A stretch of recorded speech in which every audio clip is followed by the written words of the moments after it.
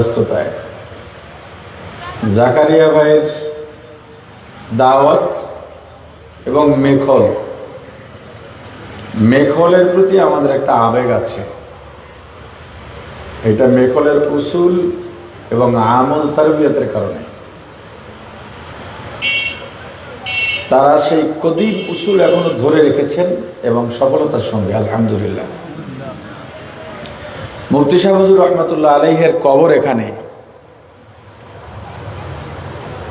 তার কিতাব পড়েছি আমরা, কাফিয়ায় পড়েছি ফয়জুল কালাম, তার বহু শাগরেদ, বহু সওবত প্রাপ্ত আল্লাহ ওয়ালাদের সঙ্গে ওঠা বসা হয়েছে, কথা হয়েছে, হুজুরের গল্প শুনেছি। কখনো এই জমিনে আসা হয়নি। আল্লাহ চাইলে এই এলাকায় বসবাসও হতে পারে, সেটা ভিন্ন কথা, কিন্তু আমার এই যে আশা হতে পারে এটাই শেষ আশা। আমি চাই যতক্ষণ কথা বলবো আপনাদের স্বতঃস্ফূর্ত উৎসাহ, উদ্দীপনা এবং আপনারা যে আলোচনায় মনোযোগী আছেন এই ব্যাপারটার প্রমাণ দেওয়া। আশা করি আমাকে আপনার উত্তর পাওয়ার জন্য দ্বিতীয়বার আর কিছু বলতে হবে না, ইনশাআল্লাহ বলেন। পরকালে জায়গা কয়টা বলেন সবাই? বলতে হলো কিন্তু আরেকবার আবার। আপনি বলবেন যে আপনি বয়ান করে যান, আমাদের থেকে আপনার স্বীকারোক্তির দরকার কি? আসলে পরকালে জায়গা যে দুইটা, এটা সত্য না মিথ্যা?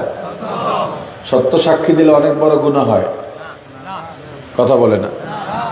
সাক্ষী দেবেন না কেন? গায়েবের উপরে ঈমানের সাক্ষ্য দিচ্ছেন আপনি, আল্লাহ খুশি হবেন না বেজার হবেন? আমার ভাষা বুঝতে সমস্যা নাই তো?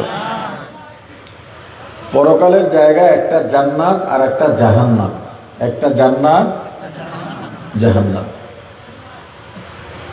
পরকাল কেন? পরকাল ইনসাফ প্রতিষ্ঠার জন্য,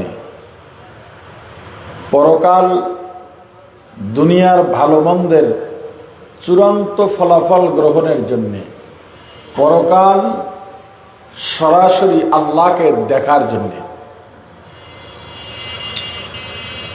ইনসাফ, ন্যায় পরায়ণতা,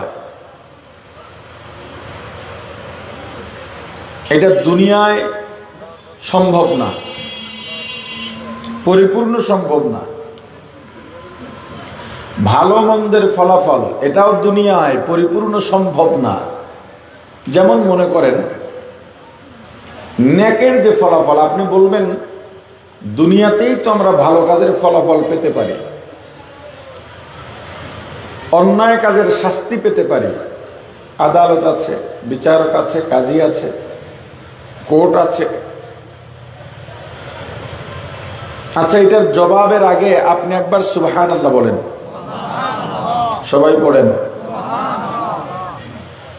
হাদিস শরীফে রাসূল করিম সাল্লাল্লাহু আলাইহি ওয়াসাল্লাম বলেছেন, একবার সুবহানাল্লাহ বললে তার জন্য জান্নাতে একটা ফলের বাগান তৈরি হয়।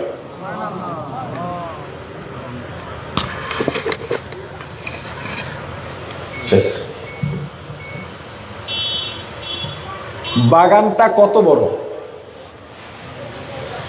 সেটার পরিমাপ নাই, তবে বাগানে একটা গাছ কত বড় সেটার একটা সীমানা আছে। তার আগে বলেন কয়টা গাছে একটা বাগান হয়? 10টা, 20টা? আপনারা তো কোনো জবাবই দিচ্ছেন না। এইভাবে আমি কিন্তু বেশিক্ষণ কথা স্থায়িত্ব করতে পারবো না। আমার সঙ্গে আপনার বোঝাপড়া ভালো না হলে আমি শুধু শুধু চিল্লাবো না, আমি প্রয়োজনই মনে করি না এই চিল্লি। আপনার সঙ্গে আমার বন্ডিংটা লাগবে, আমার কথার জবাব আপনাকে দিতে হবে, না আমার বয়ান সংক্ষেপ হয়ে যাবে। এটা সিরিয়াস বলতেছি। আমি কথা বলি, আপনি উত্তর দিচ্ছেন না, আমি এত ঠেকা মনে করি না আমাকে। কুয়াকাটা এখান থেকে লাফ দিয়ে যাওয়া যায় না। বহুত দূর থেকে আপনার এখানে এসেছি, কিন্তু আমার জন্য এই এলাকায় এসে বয়ান করা আমার জন্য ফরজ না, আপনার জন্য বয়ান শোনা ফরজ। যদি বয়ানে ইলম শেখার ব্যাপার হয়ে থাকে, অথচ আমার দায়িত্ব আমি পালন করতেছি, আপনি বয়ানই করবো। এখন বারবার আপনাকে যদি আমার জবাব দেওয়ার জন্য বলতে হয় তো কথা বলবো কোন সময়? আমি বয়ানে খুতবা পড়ি, ছোট যেটা দেখেছেন, আলোচনায় ঢুকে গেছি অলরেডি। এখন আপনারা জবাব না দিলে এইটা বলতে বলতে তো টাইমই শেষ হয়ে যাবে।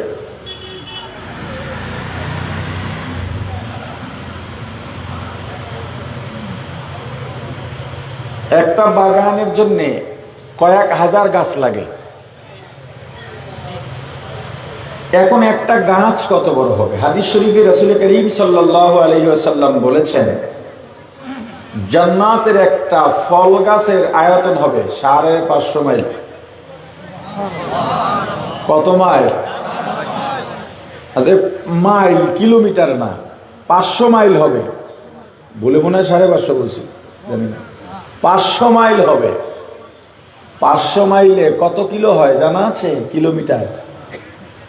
1 কিলোমিটার, 1 মাইলে 1.5 কিলোমিটারের একটু বেশি, কয়েক পয়েন্ট বেশি।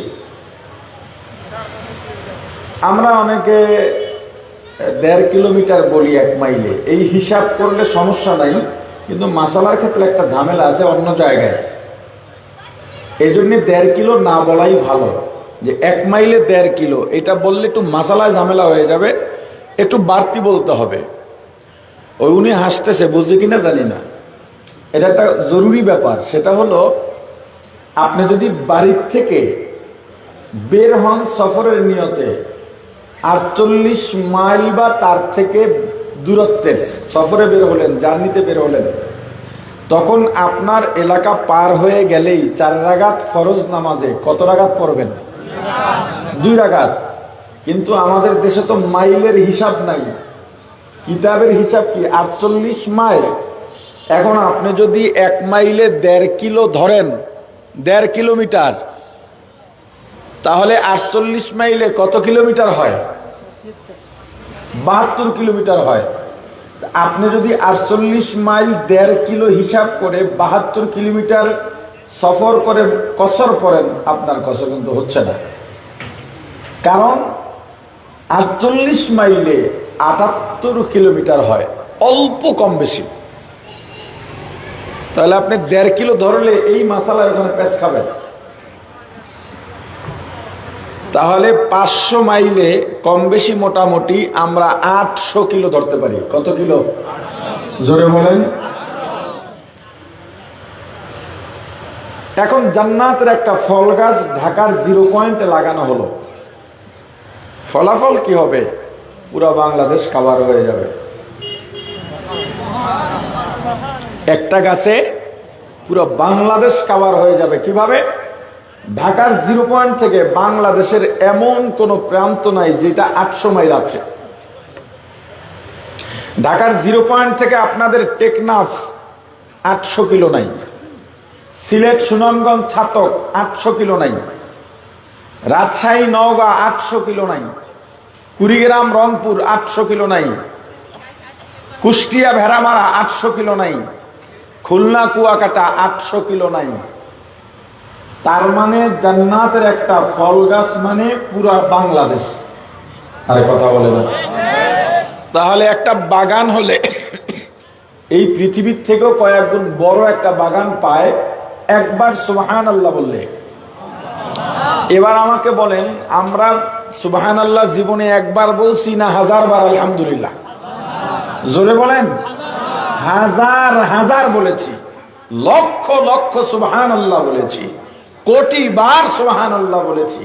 দুনিয়ায় যদি এই সুবহানাল্লাহর ফলাফল আপনি পাইতে চান, বলেন তো এত বাগান আপনাকে কোথায় রাখতে দিবে? কথা বলে না। তাহলে এই ভালো, এটা ছোট্ট একটা আমলের কথা বললাম, এই ভালো কর্মের ফলাফল দুনিয়ায় সম্ভব? কোথায় পাবেন? পরকালে, আখিরাতে পাবেন। এবার আসেন অন্যায়ের শাস্তি সাজা। শরীয়তের আইন এবং বাংলাদেশের প্রচলিত আইনে যে খুন করে খুনি, এই খুনির সাজা শরীয়তেও যা বলেছে, বাংলাদেশের প্রচলিত আইন এই আইন সমান আছে, এক আছে। বাংলাদেশের যে ব্রিটিশ ল, যেটা কামাল হোসেন প্রণয়ন করেছিলেন, শরীয়তের আইনেও খুনির সাজা ফাঁসি, বাংলাদেশের আইনেও খুনির সাজা বলে না, খুনির সাজা। এবার বলেন, একজন ব্যক্তিকে কয়বার ফাঁসি দেওয়া যায়? একটা খুনের সাজা কি? ফাঁসি। কিন্তু আমাদের দেশে যারা খুনি, এদের মাঝে কিছু সিরিয়াল কিলার আছে, যারা একটা না 5টা খুন করে, আছে না নাই? একটা খুনের বদলে একটা ফাঁসি, আর একজন মানুষকে কয়টা ফাঁসি দেওয়া যায়? কিন্তু খুন করছে 5টা, ফাঁসি হয়ে গেল। একটা খুনের বদলে ফাঁসি হতে পারে, বাকি 4 জনকে যে খুন করা হলো, এর বিচার কি হবে না?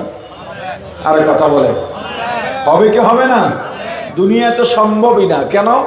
এক খুনের বদলে এক ফাঁসি, বাকি 4 খুনের কি হবে?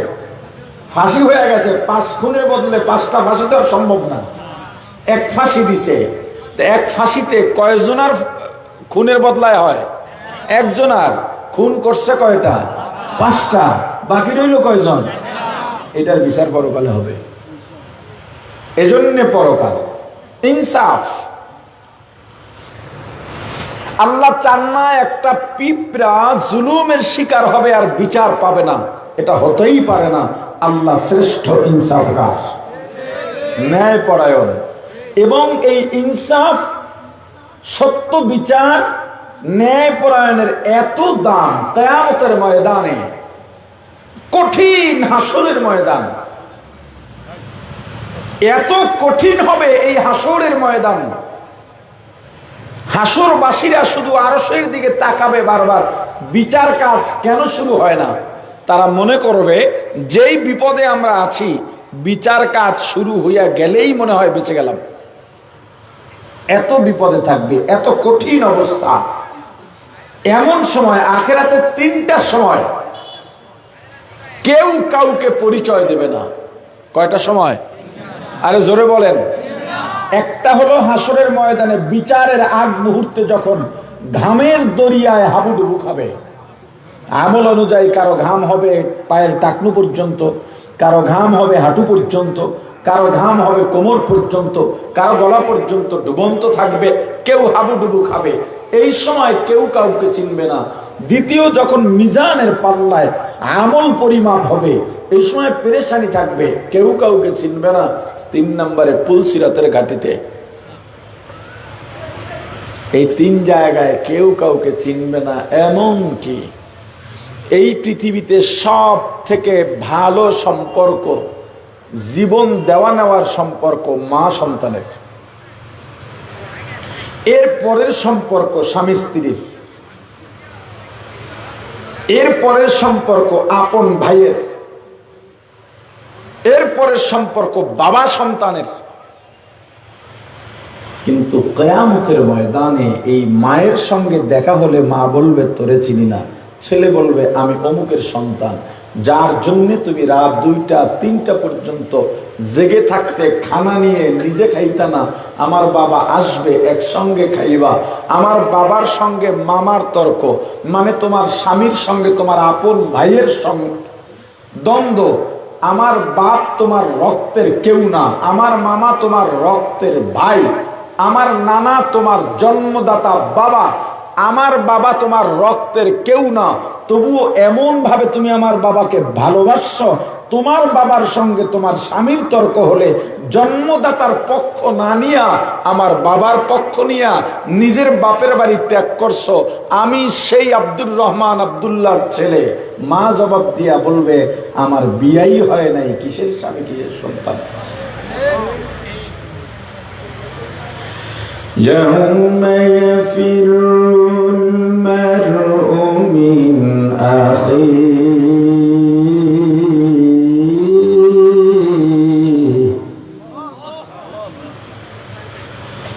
وأمه وأبيه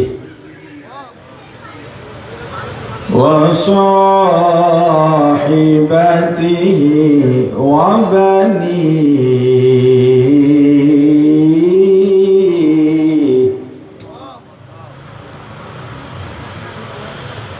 يوم يفر المرء من أخيه وأمه وأبيه وصاحبته وبنيه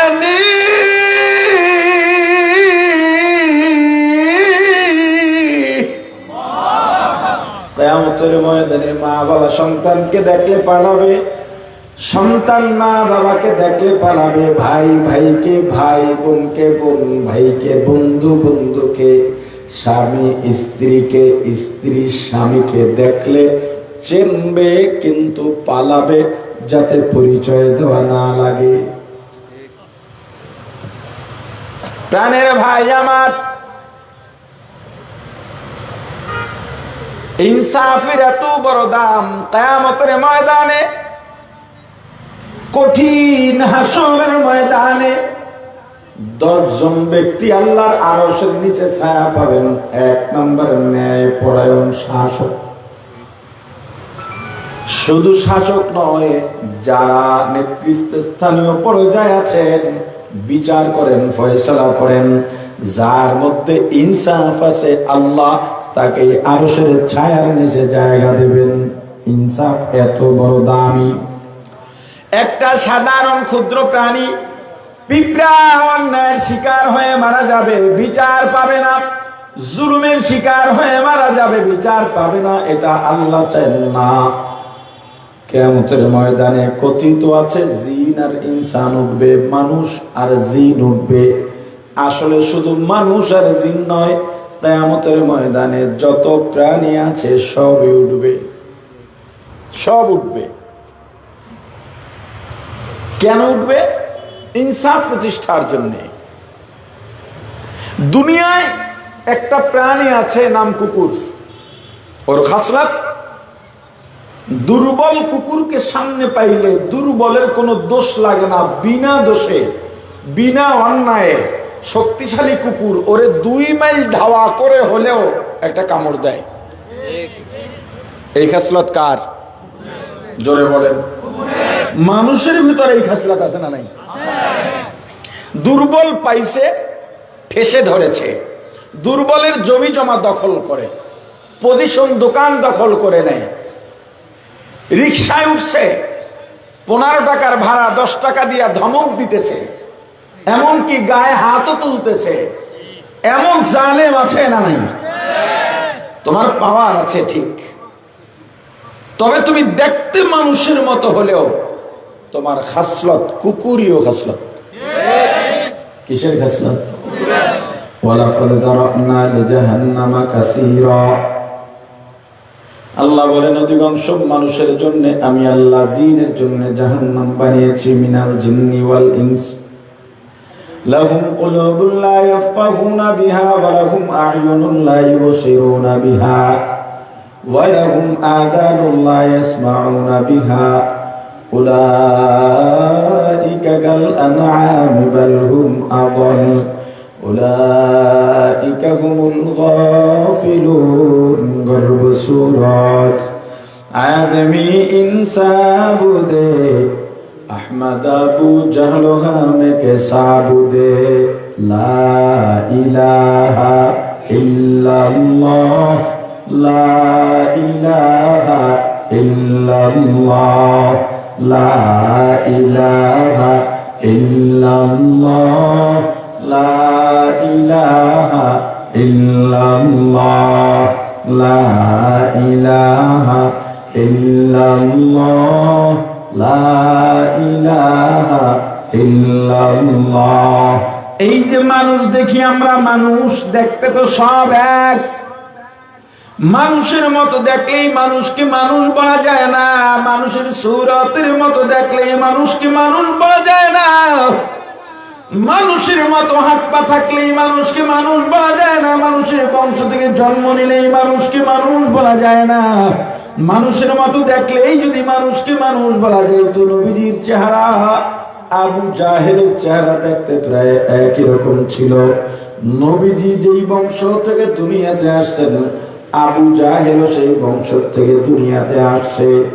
নবীজির শরীরে যেই বংশের রক্ত, আবু জাহেলের শরীরে একই বংশের রক্ত। নবীজি হলেন রাহমাতুল লিল আলামিন, সাইয়্যিদুল মুরসালিন, ইমামুল মুরসালিন। পক্ষান্তরে আবু জাহেল হলো চিরস্থায়ী জাহান্নামী। দুর্বলের উপরে কখনো হামলা করবেন না। আপনি দুর্বলকে যখন গালমন্দ করেন, ধমক দেন, গায়ে হাত তোলেন, জবরদখল করেন, জুলুম করেন, দুর্বল তো আপনার সঙ্গে পারে না বলে চুপ থাকে। ওই দুর্বলের অন্তরটা ভেঙে যায়, এত বেশি কষ্ট পায়, ওর কষ্টে আল্লাহর আরশ পর্যন্ত কেঁপে ওঠে। যদি তোমার কাউকে ধমক দিতে মনে চায়, তোমার চেয়ে বড় নেতারে গিয়ে ধমক দিও। রিক্সাওয়ালারে ধমকাইও না, ঠেলাওয়ালারে ধমকাইও না, শ্রমিক ওয়ালারে ধমকাইও না। যে অসহায় আছে তার উপরে নির্যাতনের স্টিম রোলার চালাইও না। দুর্বলের উপরে ভালো ব্যক্তিত্ববান কোন মানুষ কখনো অন্যায় চাপায়া দেয় না। এটা কুকুরের কাজ। কার কাজ? জোরে বলেন। কিয়ামতের ময়দানে দুনিয়ার জুলুমের শিকার দুর্বল কুকুর আল্লাহর দরবারে বলবে, আল্লাহ আমার কোনো অন্যায় ছিল না, আমার কোনো দোষ ছিল না, বিনা কারণে আমাকে দাওয়াইয়া দাওয়াইয়া কামড়াইছে। আল্লাহ বলবেন, কয়টা কামড় দিছে? বলবে, দুইটা দিছে। দাঁত ঢুকছে, কয়েকটায় ঢুকছে, আর একটায় ঢুকে নাই, একটুক রক্ত বেরিয়েছে। এত দূর আমারে, এত কদম আমারে ধাওয়া করছে। আল্লাহ এবার ইনসাফ প্রতিষ্ঠা করবেন। দুনিয়ার দুর্বলটাকে বলবেন, তুমি শক্তিশালী হয়ে যাও। দুনিয়ার শক্তিশালীটাকে বলবেন, তুমি দুর্বল হয়ে যাও। কতটুকু দুর্বল হবে? দুনিয়ার দুর্বল যেটা ছিল ঠিক ওটুক। শক্তিশালী কতটুকু হবে? দুনিয়ায় যতটুক শক্তিশালী ছিল ঠিক ওটুক, একদম ছাওয়া ছাওয়া শক্তিশালী বানায় বলবেন, এবার আরে ধাওয়া কর। দুনিয়ায় তোরে যতটুক ধাওয়া করছে, এর থেকে একটা কমও হবে না, বেশি হবে না। তুই যতটুক ব্যথা পাইছিলি ওরে ঠিক অতটুকু ব্যথা দিবি, এর থেকে বেশি যেন না হয়। বাস ধাওয়া করে কামড় দেবে, প্রতিশোধ হয়ে গেছে। এবার আল্লাহ বলবেন, মাটি হয়ে যাও। কিন্তু মানুষের ক্ষেত্রে হিসাব আলাদা। মানুষের ক্ষেত্রে হিসাব আলাদা। হ্যাঁ, এই যে দুনিয়ায় কিছু মানুষ আছে, আপনার কাছে গিয়া বলে, ভাই আমাকে একটু কর্জে আছে না, 10,000 টাকা দাও, এক সপ্তাহে দিয়ে দেবো। আপনি বললেন, ভাই টাকা আছে কিন্তু দেব না। কেন? ভাই টাকায় আর লেনদেনে মানুষের সাথে সুসম্পর্ক নষ্ট হয়ে যায়। আমি জানি দান সদ্গার চাইতেও কর্জে হাসানায় সওয়াব বেশি, কিন্তু সম্পর্ক নষ্ট হয়। কয় না ভাই, আমি জীবনে ওয়াদা মিস করি নেই, আমাকে একবার দিয়ে দেখো। আপনি দিলেন না, তারপরে আপনার বন্ধু বাড়িতে গিয়া বিবিকে বলতেছে, তুমি একটু ভাইয়ের বউয়ের কাছে যাও, গিয়া বুঝাও। ভাই ভাবিরে যদি বুঝাইতে পারো, ভাইকে বললে টাকাটা দিবে। কারণ কানের কাছে যে থাকে মানুষ, তার কথা বেশি শোনে। এজন্য ম্যাজিস্ট্রেট, বিচারক, সচিব এদেরকে ম্যানেজ করতে কারে ধরে জানেন? দারোয়ান রে, ড্রাইভার রে। যদি না ধরতো, একটা ড্রাইভারের 10 তলা 20 তলা বাড়ি হয় কেমনে? এদেরকে গিয়ে ম্যানেজ করে। ভাবির গিয়া বলছে, ভাবি আবার স্বামীরে বুঝাই গেছে, ঠিক আছে 10,000 টাকা দিল বউয়ের কথায়। 1 সপ্তাহ গেছে, মাস গেছে, বছর গেছে, টাকা দেয় না।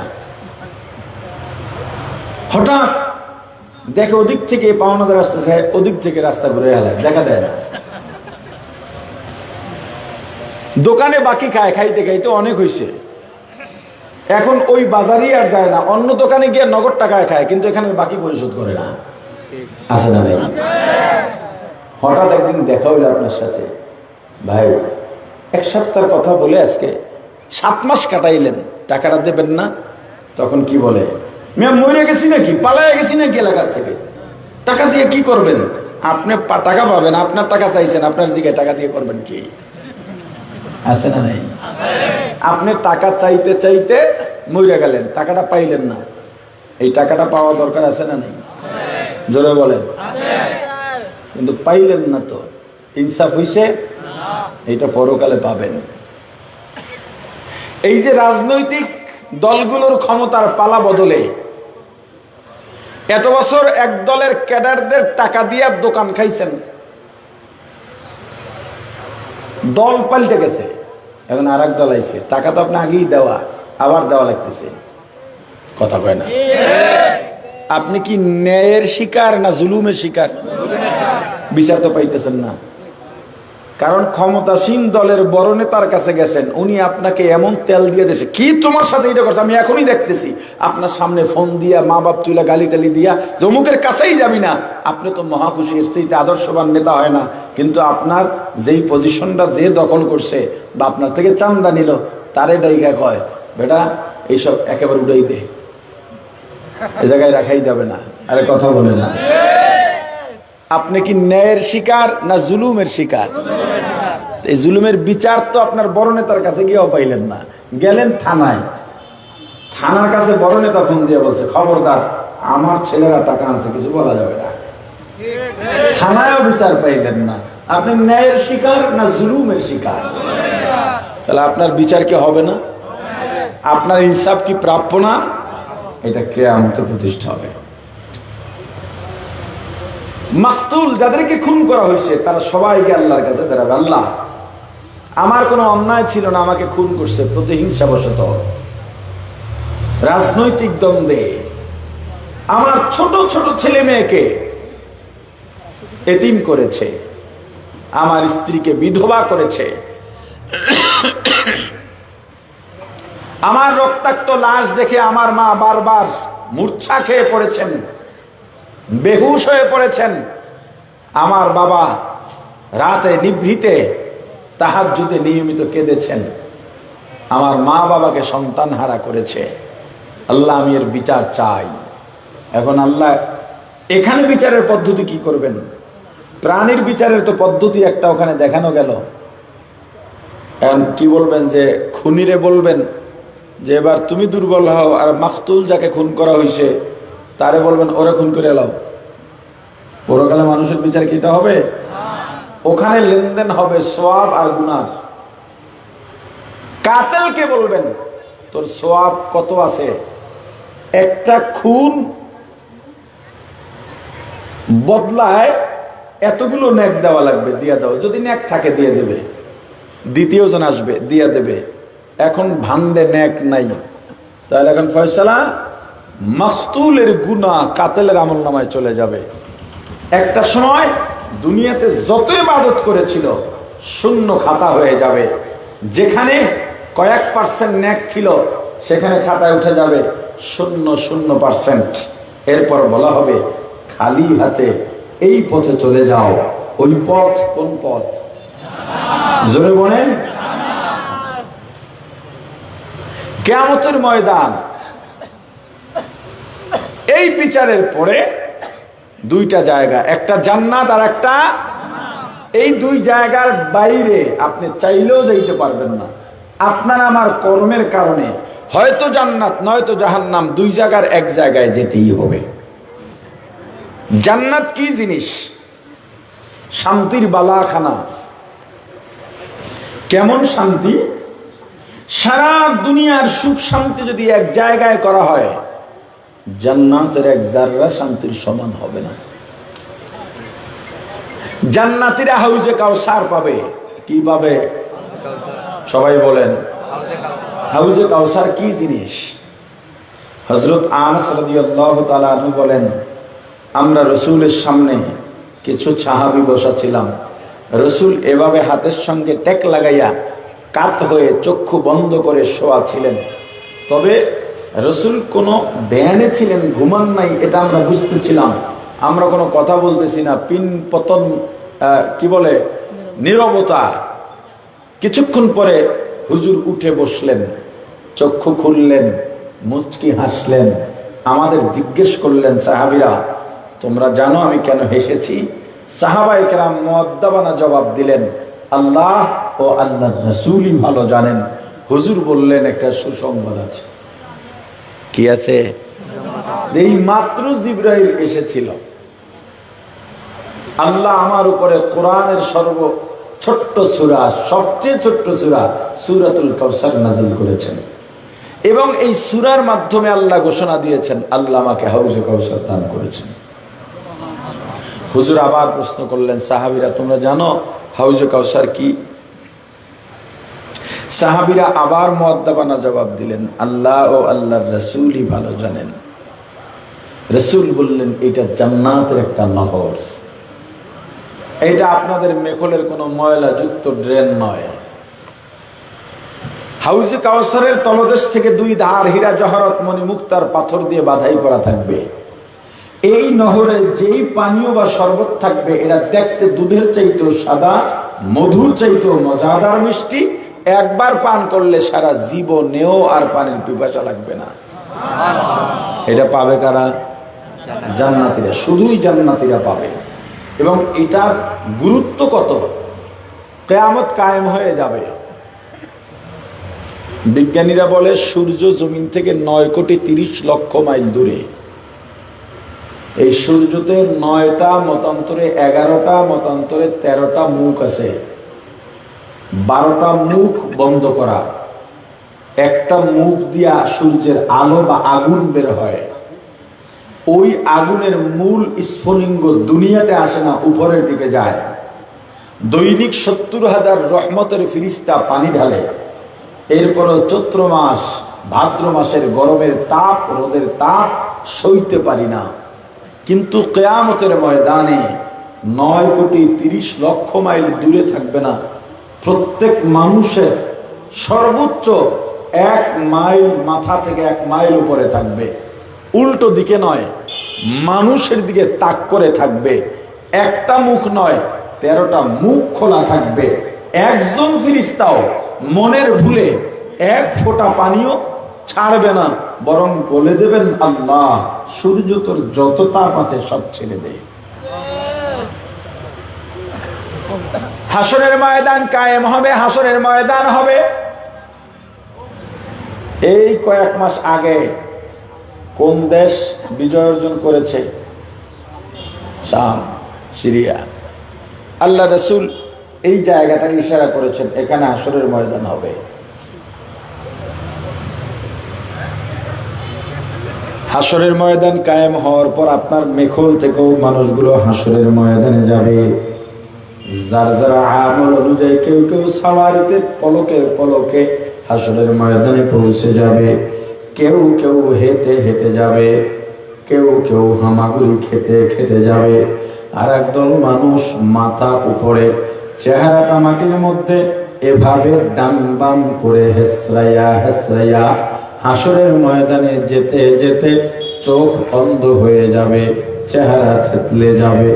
হাসরের ময়দান এত গরম হবে, এত উত্তপ্ত, মানুষের ঘাম, আগেই বলেছি আমল অনুযায়ী কারো পায়ের টাকনু গোড়ালি পর্যন্ত ঘামের মধ্যে ডুবন্ত থাকবে, কারো হাঁটু পর্যন্ত, কারো কোমর, কারো গলার, কেউ হাঁটু ডুবো খেতে থাকবে, পাগলের মতো হয়ে যাবে। কোথায় কে যাবে? নবীরা পর্যন্ত পেরেশান, কেউ কাউকে চেনে না, যার কাছেই যাবে সবাই সবাইকে তাড়িয়ে দেবে। ইয়া নফসি ইয়া নফসি, এই জিকির ছাড়া কোনো জিকিরই থাকবে না। শুধুমাত্র একজন ব্যক্তি, রহমাতুল লিল আলামিন, সাইয়্যিদুল মুরসালিন, ইমামুল মুরসালিন, খাতামুন নবীন, শাফিউল মুজনিবিন, উম্মতের কান্ডারি, মানবতার মুক্তির দূত সাইয়্যিদুনা মুহাম্মদুর রাসূলুল্লাহ সাল্লাল্লাহু আলাইহি ওয়াসাল্লাম উম্মতি উম্মতি বলে কাঁদবেন। মুহাম্মদ আরবি হায়ওয়া নবী রাস্তে পেশোয়া, मुहम्मद अरबी है व नबी रस्ते पेशवा, आलम हुआ उसकी पैदा इससे उजाला, आलम हुआ उसकी पैदा इससे उजाला। शफीउल उम्म हमारा नबी रोज़ क़यामत, शफा शफीउल उम्म हमारा नबी रोज़ क़यामत, शफाअत करेगा अल्लाह के पास गुनाहगार उम्मत, शफाअत करेगा अल्लाह के पास गुनाहगार उम्मत। हम सिराते मुस्तफा दर तमामी हाले युकुल इत्तिबाए सुन्नते खैरुल बशर गिरे लाज़िम ताबुयाबी आए बेसार ला इलाहा इल्लल्लाह ला इलाहा इल्लल्लाह ला इलाहा इल्लल्लाह ला इलाहा इल्लल्लाह ला इलाहा इल्लल्लाह ला इलाहा इल्लल्लाह। প্রাণের ভাই আমার, হাসরের ময়দান 40 বছর পর্যন্ত এই ঘামের মধ্যে হাসরবাসীরা হাবুডুবু খাবে। 40 বছর দুনিয়ার গণনার 40 নয়, পরকালের একদিন সমান সমান দুনিয়ার 50,000 বছর। এই পরকালের গণনার 40 বছর হাসরের ময়দানে অপেক্ষা করা লাগবে। হাসরবাসীরা অপেক্ষা করবে। বিচার কেন হয় না? বিচার কেন হয় না? এত কঠিন অবস্থা। হাসরবাসীরা মনে করবে এর চাইতে কঠিন অবস্থা বুঝি আর নাই, বিচার হয়ে গেলেই বুঝি বেঁচে গেলাম। ব্যাপারটা কিন্তু এমন নয়। 40 বছর পরে একদল ফেরেশতা আসবে আমার রাসূলের কাছে, হুজুর আপনার মাথা উঠান সিজদা থেকে, আপনি কি চান? আমার রাসূল মাথা উঠিয়ে বলবেন, আল্লাহ আমি, আপনি প্রতিশ্রুতি দিয়েছিলেন আমাকে, আজকে আমার সুপারিশ মানা হবে। আল্লাহ বলবেন আপনি কি চান?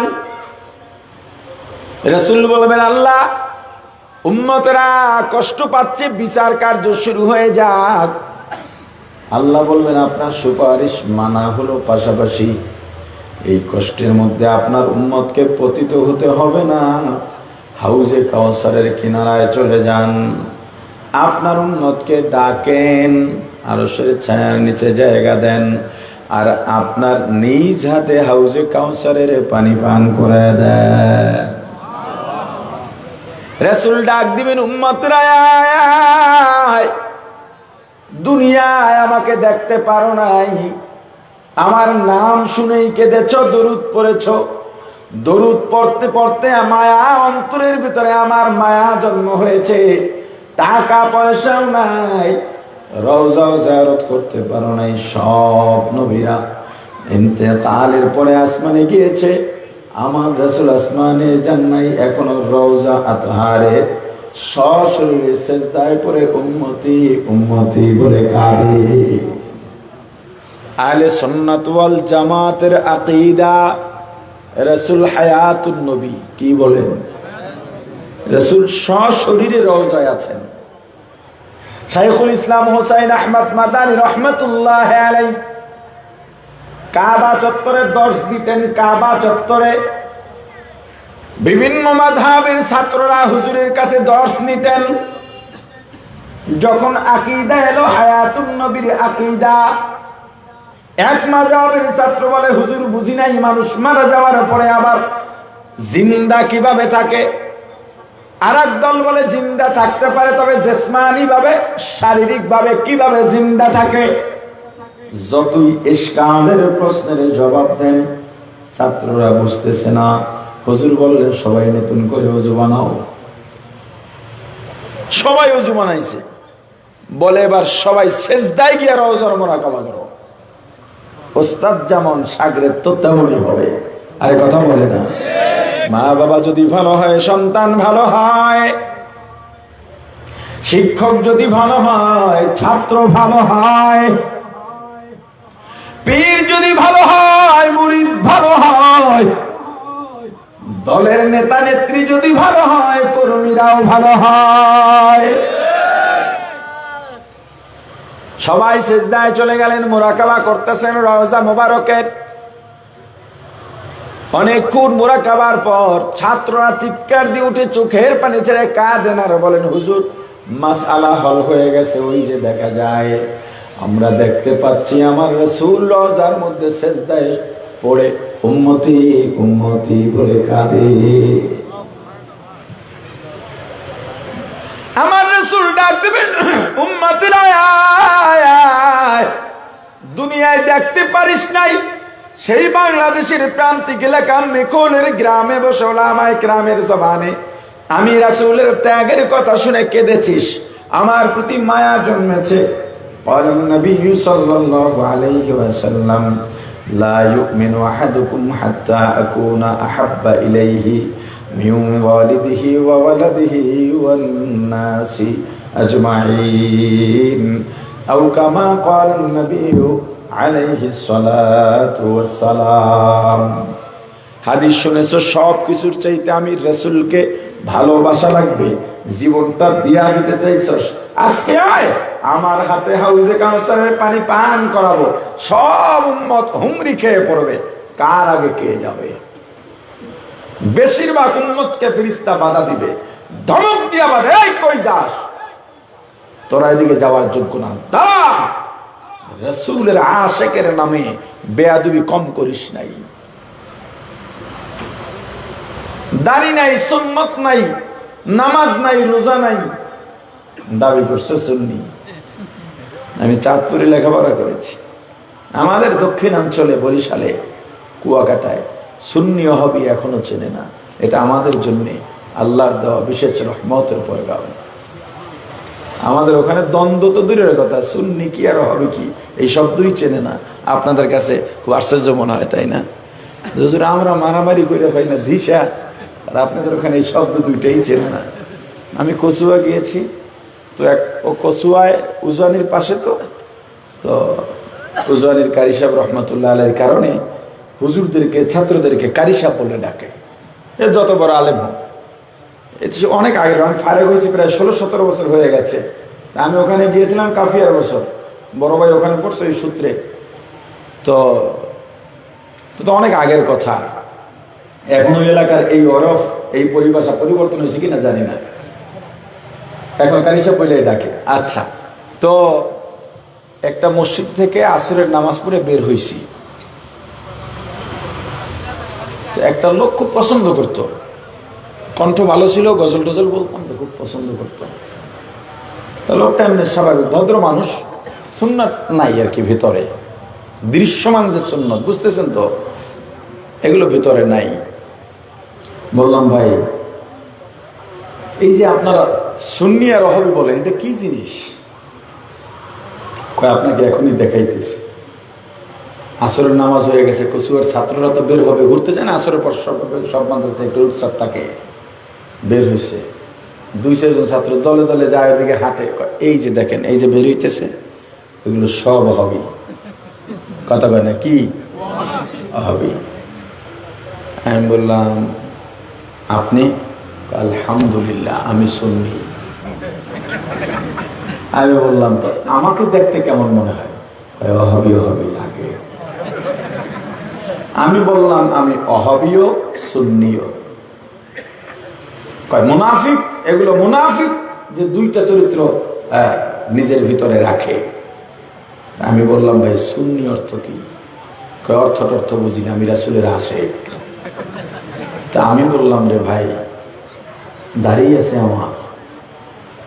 আমার মাথায় টুপি আছে, নিজ পোশাক আমার জুব্বা আছে, নামাজ বাদ দিই না, তেলাওয়াত করি, দরুদ পড়ি, আমি সুন্নি হতে পারলাম না? আপনার দাড়ি নাই, মোশ নাই, সালাম দেবো কি দিব না, কাটা দেখে এরপর আমার সিলেকশন করতে হবে, যদি না চিনি সিলেক্ট করতে হবে। আপনি সুন্নি হলেন কেমন? তো সুন্নি কাকে বলে? এই যে আপনাদের এই জায়গার নাম কি? মেখল। জায়গার নাম কি? মেখল।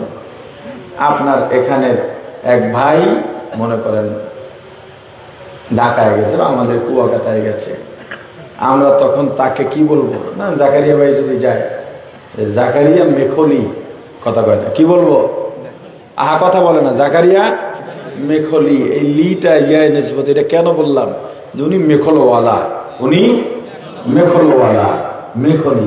সুন্নি যে সুন্নতওয়ালা, আর ওহাবি কত ওহাবি কি বলছি, ওহাবি আল্লাহ অনেকগুলো গুণবাচক নামের মধ্যে একটা নাম হলো ওয়াহাব। কি জোরে বলেন, আরে কথা বলে না। সুন্নি যে সুন্নতওয়ালা মানে রাসূলওয়ালা, আর ওয়াহাবি যে ওয়াহাবওয়ালা মানে আল্লাহওয়ালা। তা আল্লাহওয়ালাও হওয়া লাগবে, রাসূলওয়ালাও হওয়া লাগবে, কথা কয় না। আমাদের অঞ্চলে তো এই দ্বন্দ্ব নাই। আপনি দুনিয়ায় রাসূলের আশিক দাবি করে এত বেশি পরিমাণে সুন্নতের সঙ্গে বেয়াদবি করেছেন, রাসূলের শানে গোস্তাখি করেছেন, কিয়ামতের ময়দানে আপনাকে ধমক দিয়ে বাধা দেওয়া হবে, তুমি রাসূলের এই কাফেলায় যেতে পারবে না, দাঁড়াও।